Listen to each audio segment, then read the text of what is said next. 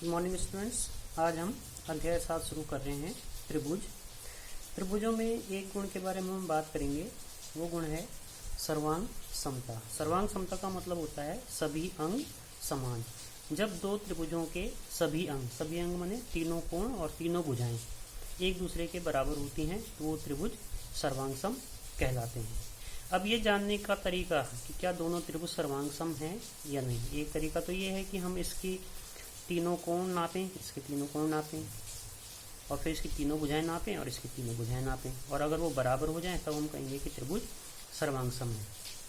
दूसरा तरीका ये है कि हम इन 6 भागों को नापने के बजाय केवल कुछ विशेष 3 भाग, एक त्रिभुज के और एक त्रिभुज के 3 भाग दूसरे त्रिभुज के नापें, और अगर वो बराबर आए तब भी त्रिभुज सर्वांग सम होते हैं। और जो फिर उसके बाद बचे हुए 3 भाग होते हैं वो दोनों आपस में बराबर होते हैं। अब वो 3 भाग कौन कौन से हैं?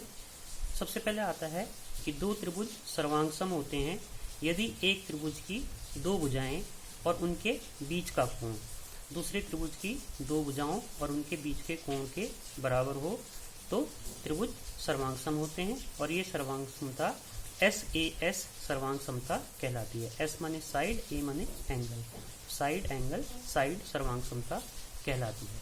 जैसे ये त्रिभुज ABC है और ये त्रिभुज PQR है। इसमें अगर AB बराबर PQ हो, BC बराबर QR हो और कोण B बराबर कोण Q हो तो त्रिभुज ABC सर्वांग सम होगा त्रिभुज PQR के। और सर्वांग समता का चिन्ह ये है, बराबर के ऊपर ऐसा लेटा हुआ S बना देते हैं जब, तो इसको सर्वांग समता का चिन्ह कहा जाता है। इसको इस चिन्ह का मतलब सर्वांग सम होता है।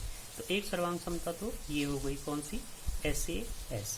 इसके बाद दूसरे में कि दो त्रिभुज सर्वांग सम होते हैं यदि एक त्रिभुज के 2 कोण और उनके अंतर्गत भुजा, 2 कोण और उनके अंतर्गत भुजा दूसरे त्रिभुज के 2 कोण और उनके अंतर्गत भुजा के बराबर हो। जैसे कोण B कोण Q के बराबर हो, कोण C कोण R के बराबर हो, और अगर BC QR के बराबर हो। ये 2 कोण और उनके बीच की भुजा, 2 कोण और उनके बीच की भुजा अगर ये भी बराबर हैं तब भी त्रिभुज सर्वांग सम होते हैं, और ये सर्वांग समता ASA सर्वांग समता कहलाती है।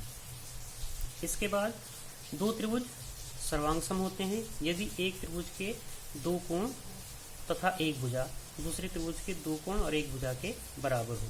जैसे कोण B कोण Q के बराबर, कोण C कोण R के बराबर, और इन दोनों में से कोई एक भुजा, जैसे हमने इसमें AB PQ के बराबर लिया, तभी भी ये त्रिभुज सर्वांग सम होंगे। और इस सर्वांग समता को AAS सर्वांग समता कहा जाता है। और सर्वांग सम, जब त्रिभुज सर्वांग सम हो जाते हैं तो बचे हुए 3 भाग, जैसे इसमें एक AC बचा, एक BC बचा और एक कोण A बचा, यहाँ PR बचा, QR बचा और कोण P बचा। जब ये भी बराबर होंगे और इसको बोलते हैं सर्वांग सम त्रिभुज के संगत भाग, corresponding parts of congruent triangles, CP/CT से इसको दिखाते हैं। तो ये सर्वांग समता थी AAS। अब इसके बाद प्रश्नावली 7.1 का पहला क्वेश्चन देखिए। दिया है एक चतुर्भुज ABCD है, ACBD है, जिसमें AC बराबर AD दिया हुआ है और AB जो है वो कोण A का समद्विभाजक है। A का समद्विभाजक है कौन? AB।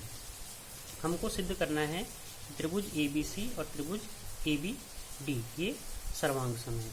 तो त्रिभुज ABC और ABD में, ABC त्रिभुज और ABD त्रिभुज में AC बराबर AD दिया हुआ है, कोण CAB कोण DAB के बराबर क्यों होगा? क्योंकि AB क्या है? कोण A का समद्विभाजक है, तो ये आधा कोण इस आधे कोण के बराबर हो जाएगा। और AB बराबर AB ये क्या है? उभयनिष्ठ है, तो इसलिए त्रिभुज ABC सर्वांग सम होगा त्रिभुज ABD के SAS सर्वांग समता से। अब जैसा आपको पहले बताया था कि दो त्रिभुज सर्वांग सम हो तो उनके सभी अंग बराबर होते हैं और इसे CP/CT द्वारा दर्शाया जाता है।